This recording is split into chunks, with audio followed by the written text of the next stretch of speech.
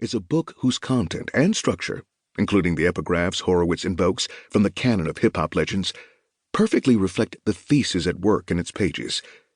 It also happens to be an energetic read, with surprising and illuminating applications of the lessons of Louverture, Senghor, and company to the contemporary business and political scene that Horowitz himself, as the former CEO of LoudCloud and co-founder of Andreessen Horowitz, inhabits as one of today's most uniquely gifted leaders. In this way, Horowitz calls upon a key aspect of the African-American tradition of signifying, riffing as a mode of homage, a nod of admiration and respect, and he does so with penetrating insight and memorable effect. The book is also an inspiring nod to an historical tradition that intellectual antecedents such as Arturo Schomburg, caught in the throes of Jim Crow-segregated America, sacrificed so much to canonize, hoping that generations hence would see behind the veil, as W.E.B. Du Bois put it, to mine lessons for a new, truly cosmopolitan world culture in which they could only dream of flourishing.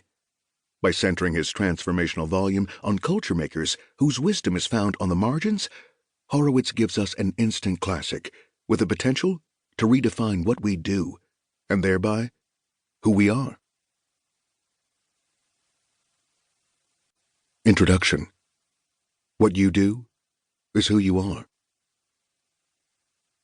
Revel in being discarded or having all your energies exhausted in vain. Only those who have endured hardship will be of use.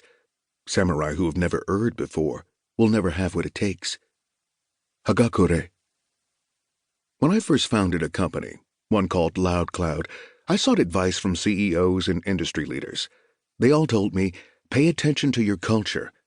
Culture is the most important thing. But when I asked these leaders, what exactly is culture, and how can I affect mine, they became extremely vague. I spent the next 18 years trying to figure this question out. Is culture dogs at work and yoga in the break room? No. Those are perks. Is it your corporate values? No. Those are aspirations. Is it the personality and priorities of the CEO? That helps shape the culture, but it is far from the thing itself. When I was the CEO of LoudCloud, I figured that our company culture would be just a reflection of my values, behaviors, and personality. So I focused all my energy on leading by example. To my bewilderment and horror, that method did not scale as the company grew and diversified. Our culture became a hodgepodge of different cultures, fostered under different managers, and most of these cultures were unintentional. Some managers were screamers who intimidated their people. Others neglected to give any feedback. Some didn't bother returning emails. It was a big mess. I had a middle manager. I'll call him Torsten, who I thought was pretty good. He worked in marketing and was a great storyteller, an essential marketing skill. I was shocked to find out, from overhearing casual conversations, that he was taking storytelling to another level by constantly lying about everything. Torsten was soon working elsewhere, but I knew I had to deal with a much deeper problem, because it had taken me years to find out that he was a compulsive liar, during which time he'd been promoted. It had become culturally okay to lie at LoudCloud. The object lesson had been learned. It did not matter that I never endorsed it. His getting away with it made it seem okay. How could I undo that lesson and restore our culture? I hadn't the first clue. To really understand how this stuff works, I knew I had to dig deeper. So I asked myself, how many of the following questions can be resolved by turning to your corporate goals or mission statement?